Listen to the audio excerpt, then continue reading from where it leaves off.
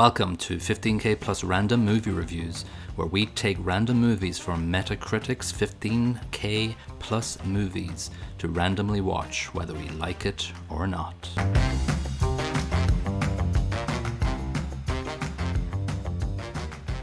Hello and welcome to episode 28 of 15K plus random movie reviews. This is Colin. And this is Niall. And this is random movie number 6572. It's called Wild Canaries from 2014. Runs for an hour and 36 minutes. Got a Metascore of 67. User score of to be determined. Had a budget of 300,000 and a box office of 19,777 US dollars. So, ouch! Ow! Hurts the pockets, I'd say. Yeah, I guess it was a failure. So, directed by Lawrence Michael Levine, hasn't really done much. This movie is indie movie written all over it. Yeah, he's probably living on the street after this movie after that much loss. He looks like it if you look at his IMDb profile picture. True. Sorry, Michael. Sorry, Lawrence, sorry. You want to nutshell the plot? Yeah, so this couple going through some strife in their relationship. They're big into cinema. Apparently there's a mention of Hitchcock movie festivals or some such shenanigans. And that's kind of important because this is a bit of a nod to, I think, Hitchcock's Rear Window. Rear Window. Oh, Rear Window, sorry. I'm mixing up. Pearl Jam. And Hitchcock. The same thing. Anyway, basically, there's an old lady. The girl in the relationship is friends with Sylvia. She croaks it really early on in the movie. And Sylvia's like, doesn't sound right. I think she was murdered.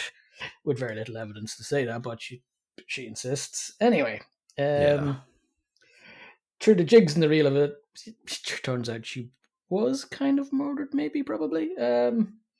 And there's suspects afoot. There's the son of the old lady, then there's the guy downstairs, then there's people getting cast of their face made for no real reason, but they use it later because of story. And then there's a lot of suspense, and well, there's no suspense. Anyway, turns out it was the guy downstairs who killed everybody. Yay! The end. It's like a DIY spy caper that set in an indie movie universe where everybody has meaningless conversations and nothing really matters. Yeah, there's a lot of that. I've wrote down here about 50 times about how much I hate everybody on screen. Well, that's what I thought as well when there was lots of conversations going on. They're talking over each other, and it's just like, this is just indie movie 101. Just make lots of dialogue and hope some critic somewhere goes, this is amazing. Yeah, but the dialogue is inane, and the Barry, the girlfriend in this, her reasons for thinking that the old lady was murdered were weak, super weak. But she carries out a bunch of crimes in furtherance of that belief. Yeah, I don't know. It started out pretty okay. I thought the crime spy music was sort of interesting. It starts out with really. Well, at the start, not during the movie. At the start. Oh, with the guy coming up to the door, and it's very Hitchcock. The gloved man. The gloved man opening the door, and I was like, okay, I can get with this, but that's it. That's one scene is kind of interesting, and then it just falls off a cliff of boredom. Yeah, well, then it cuts to the intro music, and I thought the intro music was quite like "No One Lives Forever." That old PC game is quite. I thought, okay, this is a good vibe. No, see, that's where me and you diverge on this one. I thought, why is this elevator version of ska in this movie? I thought it was like a poor version of, was it Monkey Island's theme tune? But Monkey Island's theme tune was good. This was not. It was. Yeah, no. It grated on me. During. And they only had the one tune the whole way. Yeah. Kept on riffing on it. And the very loose connection to the name of the movie is at the start and at the very end. I think somewhere in the middle. With the Canaries. Very weak. Yeah. I didn't get it. I don't know if I'm not smart enough to understand why it's called Wild Canaries, Because there's the canaries at the start and end in a shop. and I hate seeing birds in cages in movies. It's just one of my annoying things, along with fake footsteps. It's just I don't like it. Like it, that's you know what I think they're What if it's going birds in cages making fake footsteps? Your head will explode. little hobnail boots on them. I think they're going for, back in the mid to 2010s and maybe in the mid 2000s as well. A lot of these indie movies had these type of titles like Wild Canaries, Broken Flowers, uh, some other Yeah. Very like loose connection to the actual content of the movie, but a striking title nonetheless. yeah, they wanted. Steel Magnolias. What? Yeah. What's that got to do with crap? Yeah. So it's the bird intro. I hated it. I said like, no, I don't want to see birds in cages. Yeah, same as. So I turned it off. No. That's the end of the review. See you next week. Yeah. So like, no, you know what? And then I hated the next scene too, because it was this trope thing of Noah, the witless, stupid husband or fiance, going around the house going, Barry. Oh, Christ. And then she jumps out at him Dan! and scared. Dan! That would have been funny. This was not funny scene at all. I got you. Fuck off. And then they're talking about Monday money marriage shit when they're in bed or something. I'm like, oh my god, it's going to be an indie movie where there's just meaningless, mundane conversations that just go nowhere. Yeah, that's kind of what it is. Somebody gets murdered in it, but everything else is mundane. Like her constant nagging in this movie grated on me substantially. Yeah. Now he's not much better. He's an idiot. Yeah, he's a absolute twat. Yeah. One scene that I found kind of amusing was, this was early on. Yeah, and this annoyed me too. Barry gets on your nerves quite quickly. She wakes him and goes, "Can you go downstairs and tell him to turn down the music?" So he has to go down, and the Damien, the guy played by Jason Ritter, he opens his door and he's like, "Phil, music down." He says that. He shouts that for like 5 times. Which I thought was okay humor wise, but anyway, Noah joins the not party. Be funny. No, yeah, he he goes playing poker. He plays poker with the buddy who just told him to. Well, told his mate to turn the damn music down. And I found this. I don't know about you, but as a parent, and there's the bad guy sitting there with a child in his lap while everybody's sitting around smoking doobies and drinking beer. Yeah, I was like, oh, that's great. But nobody else passes remark on it. And I'm like, oh, okay, cool. Maybe it's just me. I found that weird. Yeah, it was kind of off-putting, to be honest with you. And then I just found, then it was just mundane scene after another. The Barry and then the Jean, the roommate, she comes in home and there's a mousetrap on the floor, and there's maybe from Arrested Development. There's a mousetrap on the floor with a mouse, and that's a scene. They get the mousetrap in the bag, and that's a scene. That is over. Mouse time is over. It's not funny. It's not dramatic, but it's made a big thing of on the next morning when Noah wakes up and she's given out to him for being a few minutes late for work and shouting at him. Which she does 2 or 3 times in the movie. Yeah. So he's his boss that he works with is his ex, who turned lesbian after his relationship, and they drink alcohol a lot. I would too. Yeah. I would also become an alcoholic and a lesbian. Yeah. So that sort of sets the scene where he's like acting a bit weird with his ex-fiancée, and it's just, they have a stupid conversation. Anyway, it's dead. Sylvia dies, the old lady. Yes. Maybe to get away from the boredom of their current situation. The boredom of the fucking lives people live in this apartment block. Barry keeps calling around. She's like, right, that's it. Give me my Time heart to medication. Take it all time in one to go. yeah, time to play chess. That's what she was doing. She Oh, didn't know how God. to play chess. Anyway, the son is like she dies, and the son is getting all this stuff removed, and he just says, "Oh, they're just taking the valuable stuff," and that's the beginning of Barry's suspicions. Oh, they're taking valuable stuff. He must have killed his mother. Yeah, like him selling furniture of his mother is any of her goddamn business. Yeah, exactly. So straight away, I'm annoyed. Like her instant reaction is, "Oh well, you obviously killed her." Yeah, no. Where do you get that from? Other than he's a strange bloke and he sold the furniture. And then there's just thread, like that's like probably the least interesting thread through a movie ever, where she has this idea that she wants to buy a abandoned resort, and Oh God, yeah. it's just so inane and stupid.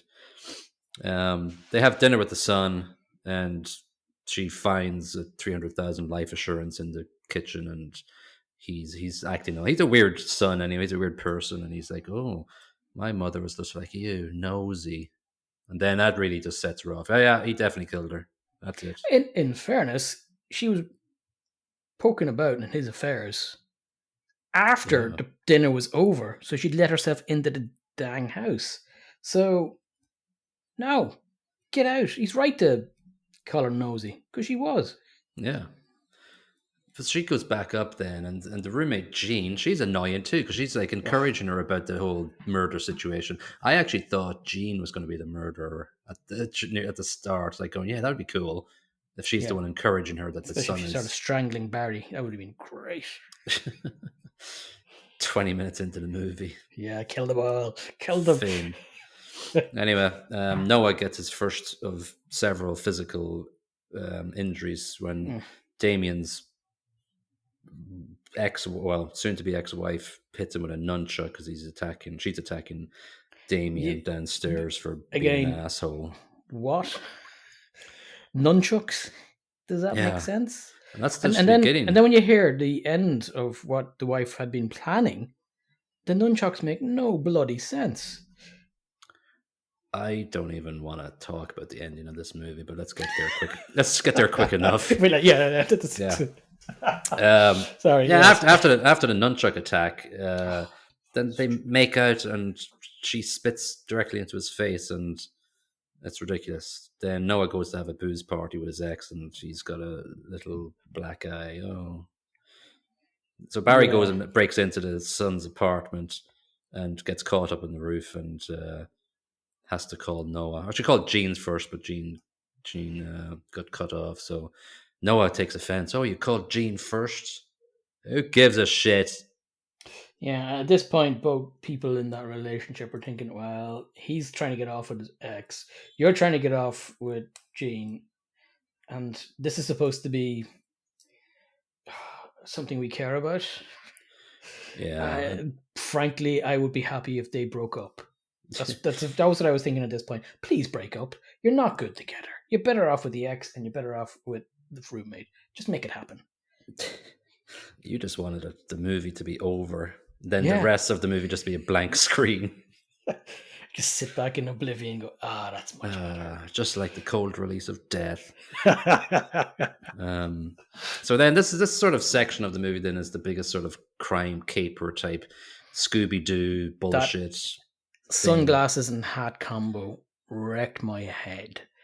Oh, I'm doing spies type crap. So Barry sticks on a hat and sticks on these ridiculous pair of sunglasses, and now she's inconspicuous. Yeah, so her and Jean follow what's his name? Anthony, the son of the dead woman, and he's got a camera and he's running after Damien and his wife, and he's photographing them, and Barry and Jean are looking at them going, what the hell is going on? And I'm not going, what the hell's going on? I don't care about what's going on. Yeah. And blah blah blah. But at this point, it's kind of clear that maybe Anto isn't the man. Maybe Damien's something to do with it. but they don't know. Something's going So on. I yeah, just thought I thought it would. I thought nobody would be a murderer. I thought when they started. Let's get to that in a second. Fuck this. Let's just get through this. yeah, rock on. Yeah. What else is there happening here? All right. So that's a big. That's a big Main Sky chunk. part and blah blah Yeah. blah. They have another bed conversation, which sucks. Um, that she goes on a lesbian lunch with her roommate and seals a deal with a Saudi kid for buying a resort, which never gets mentioned again. Yeah, and apparently maybe or whatever Jean, she managed to get the money by giving him a blowy. Was how she said she got it when she was a kid, which that's great. Why are you including that line in the movie? I don't need to know that. Thanks. Yeah, that came out of nowhere. Actually, the whole dialogue up until now was quite PG or whatever, and then this was like jarring. Yeah, and not in a good way. No, Nothing in this movie is in a good way, though. No. But this was just really out of place. Yeah. It was very awkward. I didn't like it. No, stupid. All right, so they like Damien gets divorced and he's selling his house. So then she sees him coming from the roof, and that's obviously a massive Ooh. suspicion as well. Up What to the no fuck? good. He was on the roof. Yeah. So then Barry and Noah have a massive fight. The ex moves in because why not? Yep. That'll And then make the things better. ex's ex thumps Noah outside. So that's his black Yeah. eye. Actually, before that it was a creaked neck or something. Yeah, and he got a black eye for what his ex gave him a massage, and things got a bit steamy, and they kissed once, and they went, "Oh, better stop this." Then, Well, they didn't really kiss though. She was kind of on his neck or whatever. They didn't really. yeah, there was nothing. There was nothing there. They stopped. Yeah. But he got belted again for it, which happens a lot. And I understand that. On seeing him, I would strike. Before asking anything. Yeah, he just needs it. Yeah. He sort of reminds me of what do you call that MTV comedian back in the day? He looks a bit like him. Max Headroom. No, from the 90s, not the 70s. He's like a weird comedian that takes things too far. Whatever. It doesn't really matter. Yeah, that guy. Not worth thinking about.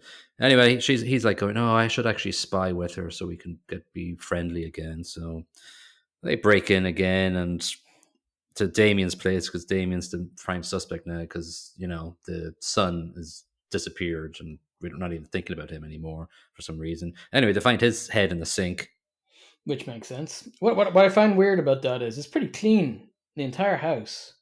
Yeah, but there's a severed head and a severed hand.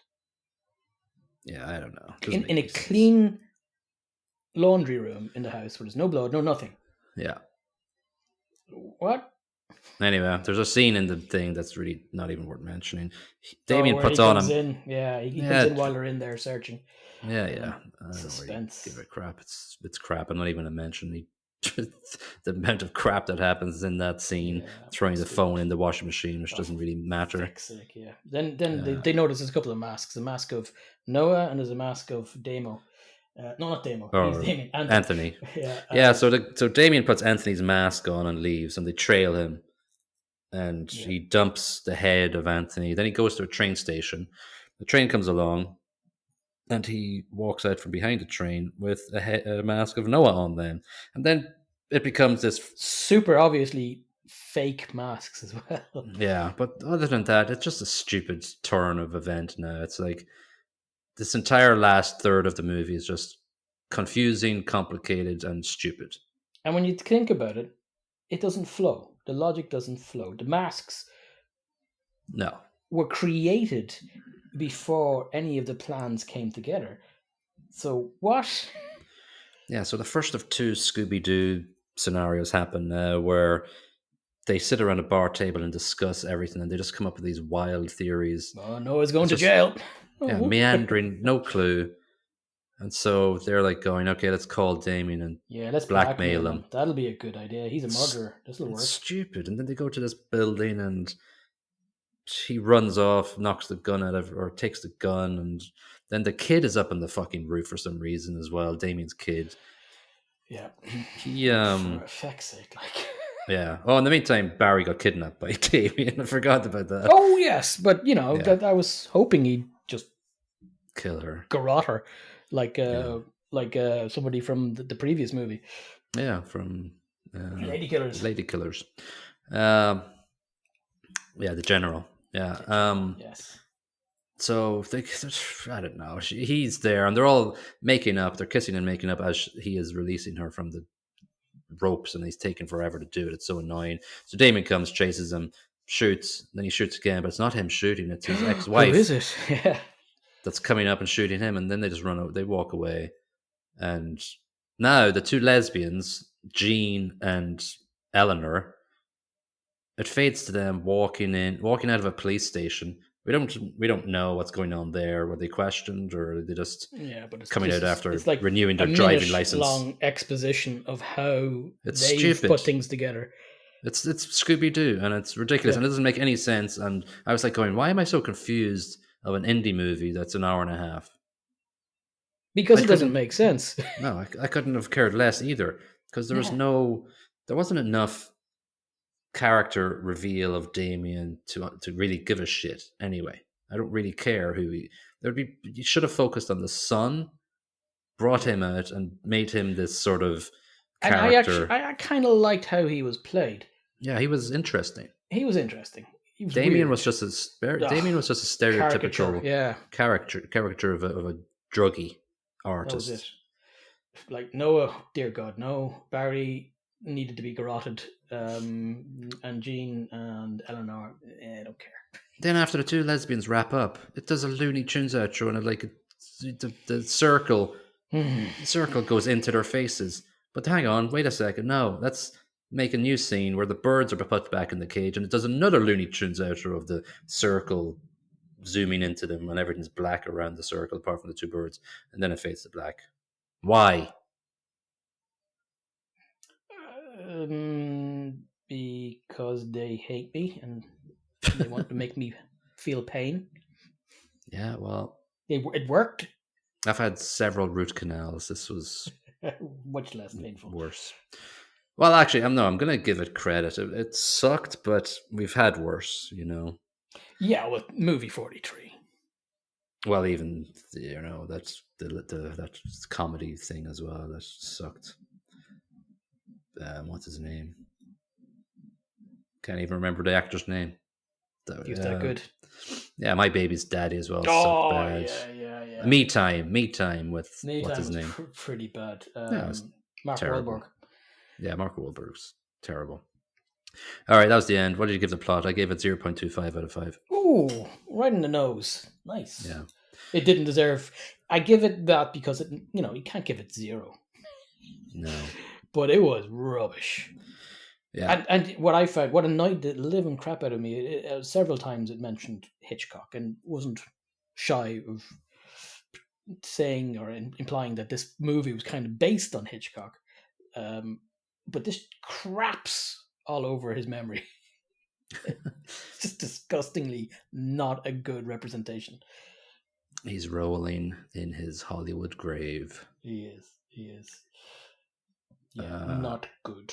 No. So acting, yeah. So obviously, none of them have done anything since then. Alia Shawkat was maybe in Arrested Development. Nobody else has done anything worth noting. Kevin Corrigan was in True Romance and a couple of other Pineapple Express, but I don't know if there are any major roles. Probably just a extra or something. I don't know. Yeah, I know his face. That's about the best I can say about his career. He's been in stuff I've seen, but not big. He's never been a big part. I am assuming. Yeah, well, the budget for this was $300K. I don't know where the money went. Obviously, it takes a bit of money to hire cameras and stuff. Maybe they had to rent those canaries just to tie in with the bloody name of the movie. Yeah. I think it was what, $100,000 each canary. Yeah, they did well. Yeah. Acting, I gave 1 out of 5 because I think they just annoyed me. I think they're all okay actors, but No, I give 0.5, and I only give that because I kind of like Kevin Corrigan a little bit. Barry, wrecked my head to the extreme. Every time she come on screen, I got annoyed. And then Noah, dear God, just ah, I found the two main characters unbearable. Maybe, or whatever her real name is, and what was her name? The other gay lady. She was kind of okay, but the two main actors really drag it down. And Damien's no good either, so I found the acting shocking. Yeah, as you've said in multiple movies, though, the script doesn't help. True. It can drag down. Yeah, what you can do with it. I think he tried to be a Zach Braff here and have an indie movie that. Why does a Zach Braff movie work and a Lawrence Michael Levine movie doesn't work? Does a Zach Braff movie work? Well, it's more popular and more commercially successful. The difference is he's got some sort of like nerdy charisma. This chap, not so much. True, yeah. Garden State, that one from Zach Braff, that's pretty decent, but again, it's the same sort of indie movie where conversations happen and somehow it's a little bit more engaging for the viewer. Well, if you've got a talkie like that, what they're saying has to be slightly interesting at least. Talkie, eh? Yeah. What are you, in 1920s prospector? If it's got words and stuff, the words and stuff have to be interesting. It's not an action thing with things exploding and listen, if it's in a relationship movie, the people in the relationships have to be not obnoxious. Yeah. Sound brackets track, I gave 0.5. I gave 0.5 because at the start I was like, I remember No One Lives Forever. And then it just grated on me. 0.25. It annoyed me from the get-go and continued to do so consistently. Yeah, it just didn't. It was horrible when they were actually doing the spy things. That this little sting of music would just keep on coming back. Yeah. Not good. The music didn't fit the theme of what they were shooting at that time. So no. So obviously production, fair play. Stellar production. Yeah, 5s. No, fair play for indie movie director. Well done for getting it done, and it's it looks, that budget as well. It's not a massive amount of money. No. I still gave it 0.5 because I think all in all it just didn't work. I gave it 1. I thought there was a couple of scenes where what they chose to shoot was kind of interesting, but still garbage. We don't want to shit on indie directors, but But I would gladly do exactly that. Not to, deter Mr. Levine from making more movies. No, I wish to deter him from making more movies. I'm sorry. Please don't, dude. And we have on the line Mr. Levine. How are you doing? Big fan of your work. 5s all around. John the 4 in the Hollywood Reporter gave it 50 out of 100. He says, despite an appealing cast, though neither comedy nor suspense really takes flight until very near the end, largely due to a script that isn't equal to the filmmaker's enthusiasm. I get what he's saying, but I think he's too generous. Yeah. A.A. Dowd in the AV Club gave it 83 out of 100. He says, at its core, Wild Canaries is a reminder that relationships require a sense of adventure and maybe a little mystery to keep the magic alive. Indie comedies, as the film proves, benefit from the same. My arse. So if you're the lesson being that if your relationship is failing, go out and kill your neighbor and then have a mystery about it. Ooh. Or just go to an escape room, you twats. Yeah. Oh, dear God. Yeah. You can't tell that we're angry, can you? We enjoyed this one. It was good. Well, then let's see what the next movie brings. Then we're done with Wild Canaries, are we? Oh, we're done. All right, let's randomize for the next movie then. 4,339. Ooh. And looking that up on our list, movie 4339 is The Dig from 2021. Summary is: as World War II looms, a wealthy widow, played by Carey Mulligan, hires an amateur archaeologist, Ralph Fiennes, to excavate the burial mounds on her estate. When they make a historic discovery, the echoes of Britain's past resonate in the face of its uncertain future. So, yeah, Carey Mulligan, Ralph Fiennes, Lily James, Johnny Flynn, and other actors. It's got a Metascore of 73 and a user score of 6.8, and it runs for 1 hour and 52 minutes. PG-13. Not bad. Not bad. Yeah, it shouldn't be bad. I like it when we get actors that we know. Yeah, every now and then. Yeah, every now and then. Mr. Fiennes is somebody I respect, so this is good. Good. You love Shakespeare in Love, don't you? No. All right. That's the end of episode 28 of 15K Plus Random Movie Reviews. Please like, share, subscribe, comment, do all that sort of stuff on whatever platform you listen to us on, and we'll see you in episode 29. Bye-bye. Doodle bibs.